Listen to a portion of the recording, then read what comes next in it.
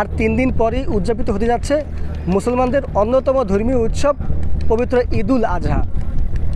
এই ঈদকে ঘিরে নারী টানে বাড়ি ফেরা মানুষের ঈদযাত্রা নির্বিঘ্নে করতে ব্যাপক প্রস্তুতি গ্রহণ করেছে কোস্টগার্ড দক্ষিণ জোন।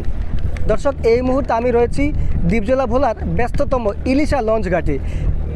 আপনাদের যদি একটু দেখাই, এই ঈদে ঘরে ফেরা মানুষের ঈদযাত্রা নির্বিঘ্নে করতে নদীতে কোস্টগার্ড দক্ষিণ জোনের ভোলা বেস কর্তৃক বিশেষ নিরাপত্তা টহল কার্যক্রম পরিচালনা করা হচ্ছে। মূলত ঘরে ফেরা মানুষের ঈদযাত্রা নির্বিঘ্নে করতে এই কোস্টগার্ডের পক্ষ থেকে বলা চলে সকল ধরনের প্রস্তুতি গ্রহণ করা হয়েছে। এছাড়া এই ঢাকা থেকে দ্বীপজেলা ভোলাগামী যাত্রীদের যাদেরকে সন্দেহজনক মনে হচ্ছে, কোস্টগার্ডের পক্ষ থেকে তাদের সঙ্গে থাকা প্রয়োজনীয় ব্যাগ সহ অন্যান্য জিনিসপত্র তারা স্ক্যানিং করছেন।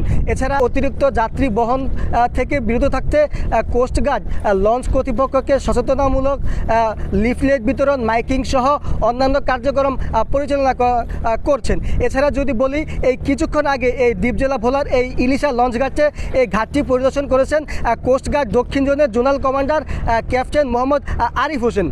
ভিটামিন ই ও সি সিরাম 8টি প্রাকৃতিক অয়েল সমৃদ্ধ লিলি সিরাম অয়েল, যা চুল পড়া কমায় মাত্র 30 দিনে।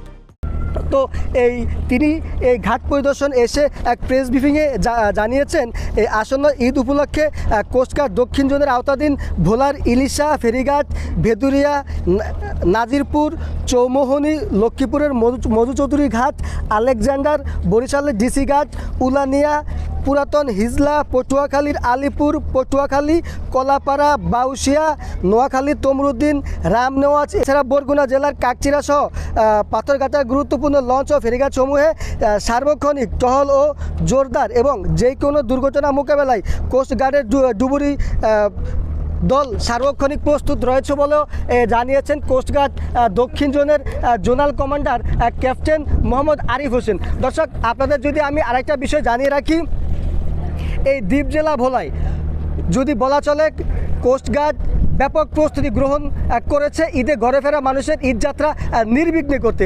এছাড়া আপনাদের যদি একটু জানিয়ে রাখি, আমি বর্তমানে যে ঘাটটিতে দাঁড়িয়ে রয়েছি, এই ঘাটটি দক্ষিণ অঞ্চলের অন্যতম গুরুত্বপূর্ণ একটি লঞ্চ ঘাট। এই ঘাটটি থেকে ঢাকার সদরঘাট থেকে সরাসরি লঞ্চ মাত্র 4 থেকে 4.5 ঘন্টায় এই ঘাটটিতে ঘাট দেয়। এছাড়া যদি বলি, পার্শ্ববর্তী লক্ষ্মীপুরের মধুচৌধুরী ঘাট থেকে মাত্র 2 ঘন্টায় এই ঘাটটিতে যাত্রীরা নির্বিঘ্নে আসতে পারেন। তো এছাড়া আমি কথা বলেছি ভোলা BIWT এর সাথে।